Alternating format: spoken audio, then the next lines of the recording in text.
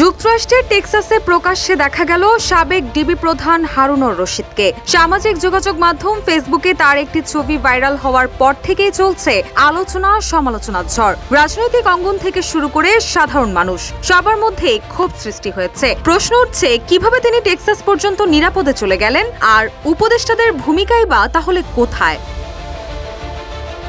জাতীয় নাগরিক পার্টির যুগ্ম সদস্য সচিব এস.এম. সাইফ মুস্তাফিজ তার নিজ ভেরিফাইড ফেসবুকে দেওয়া এক পোস্টে ডিবি হারুনের একটি ছবি পোস্ট করে উপদেষ্টাদের ভূমিকা নিয়ে কড়া সমালোচনা করেছেন। পোস্টে তিনি সরাসরি আইন উপদেষ্টা আসিফ নজরুলকে মেনশন করে লিখেন, ডক্টর আসিফ নজরুল, আপনারা উপদেষ্টা হয়েও ডিবি হারুনরা দেশে ধরা পড়ার পরও কিভাবে দেশ থেকে নিরাপদে বের হয়ে টেক্সাস চলে যায়? উপদেষ্টাদের ভূমিকা নিয়ে ক্ষোভ প্রকাশ করে সাইফ আরও লিখেন, আপনাদের উপদেষ্টা মণ্ডলীদের কাজ কি? আওয়ামী লীগের ব্যাপারে কি করলেন আপনারা?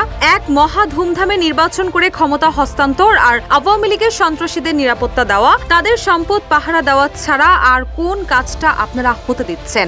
এসব প্রশ্ন ছুড়ে দেন সাইফ। এদিকে একাধিক সূত্রে জানা যায়, হারুন গত বছর সেপ্টেম্বরের শেষের দিকে পুলিশ ও প্রশাসনকে ম্যানেজ করে দেশ ছেড়ে চলে গেছেন। 2006 সালে ডিবি লটারি পেয়ে তার স্ত্রী মার্কিন যুক্তরাষ্ট্রের নাগরিকত্ব পান। সেই সূত্রে তারা নিয়মিত যুক্তরাষ্ট্রে যাতায়াত করতেন।